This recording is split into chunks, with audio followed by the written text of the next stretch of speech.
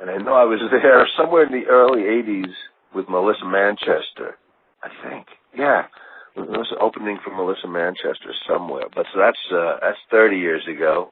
Right. So I will be bringing all new jokes. Good to hear. So you haven't done much since you really were in Mad About You and that whole period of your career. It sounds like you haven't been here. I did not do stand-up. No, I really took not planned, but I ended up taking a 20-year hiatus from stand-up, and I just got back into it last year. And I've only been on the road, performing the last 6 months or so. So it's been a long time, and I missed it. I missed doing it, and I don't know why it took me so long to get back into it, but I did. Once in a while I'll go up on stage and I would just host or MC a charity event or something. And about a year or so ago, I did one out in L.A. and it was just a great night. It was a fun audience, and I don't know, things went funny. And I got off stage, and I said to my wife, I said, "Why don't I do that all the time? I miss this. Just getting up there and getting laughed." So I just started, going back to the club like I started the first time 30-something years ago. I just called the local club down in L.A., and I said, "Can I drop by and do a couple of minutes?" And they were very nice, and they said any time. And so I would go down a couple of times a week with 5 minutes, 10 minutes, 15 minutes, and until I sort of get the muscle back, because it's like working out. If you're a ball player and you're not playing, you can't just jump right in and start pitching. You gotta really come back slowly. So it was joyful. And I'll tell you what's really funny to me is seeing how unbelievably nothing about comedy has changed, about doing comedy. Really? For all the world has changed, for all the technology has changed.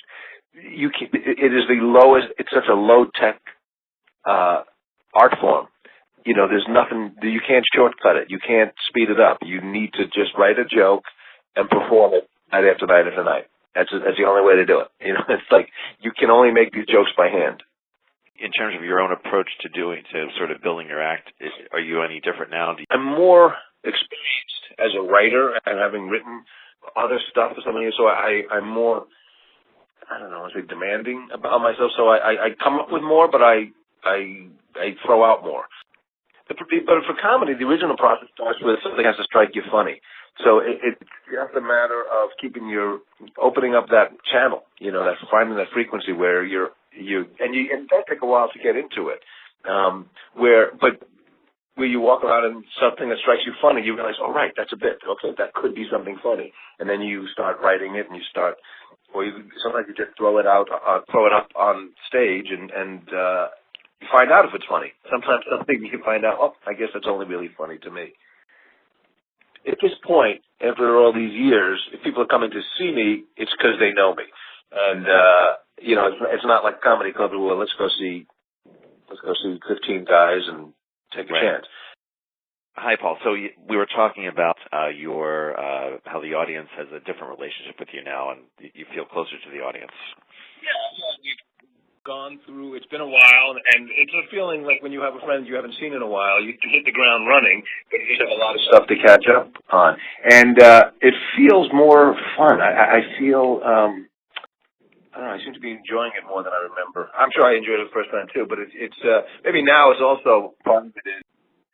And to get out and do something that I used to do and used to love but had just put aside, I'm still at the point of now really relishing getting out and being face to face with people. It's also what I had forgotten is, the immediacy of stand-up, and it seems so obvious, but when you're doing TV, you're doing movies, you get an idea, you get inspired, and it's just such a long slog uphill.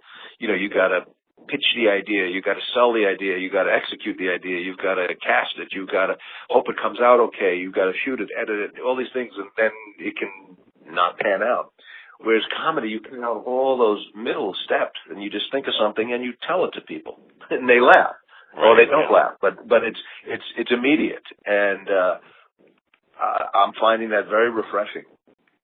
And you had mentioned just now that you've done a lot of projects over the years and but not on stage. And so I guess you had a series that you tried a couple years ago. It didn't really work out so well. That was a sort of an accident. I wasn't planning that, and something that was sort of invited back.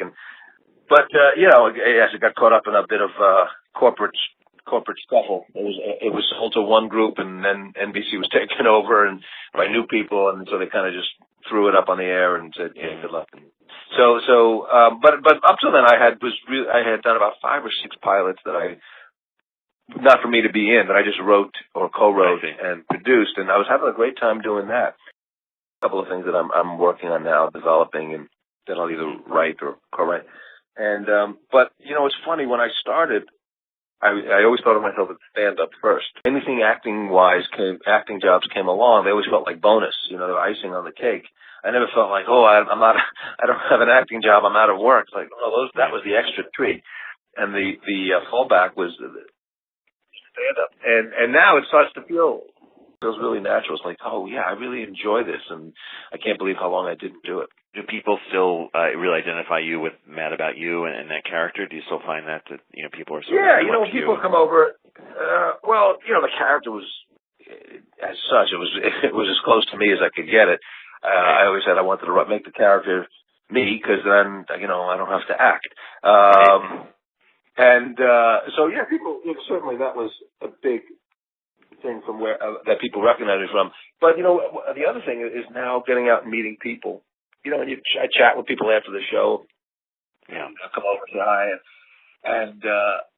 and so many people have stories about what the show meant to them, or what a book meant to them, or this episode, and it's like stuff that I would never have known, and it's kind of nice to get out of the house. Right. Literally. It's some people that aren't going to necessarily write a letter or to tell you these things, but when you meet them face to face, and it's very heartwarming. I just keep hearing time after time that you put something out there, you don't know where it's landing, and people enjoy it. It's pretty simple. It's nice to hear. Now, are you going to be tempted to do any music? Because that's your other thing you're doing, right? So you're not. I never. That was totally a side hobby thing that kind of fell into. But I'm still writing, and in the back of my head, I always think I'm going to do something with it, but nothing planned at the moment. The CD I did was really Julia Fordham was a singer that I was a huge fan of. I said it publicly, so we got to meet, and then something years later, we accidentally wrote a song, and before you know it, we wrote more. So we put out an album, but it was really to me, it was her album, and I was just really thrilled to get to play with her and create some music. You got enough to make me look intelligent? I think we're in good shape. Yeah, I'll try my best. All right, Paul. Thanks so much. All right, man. Thanks so much, Rob. Appreciate it.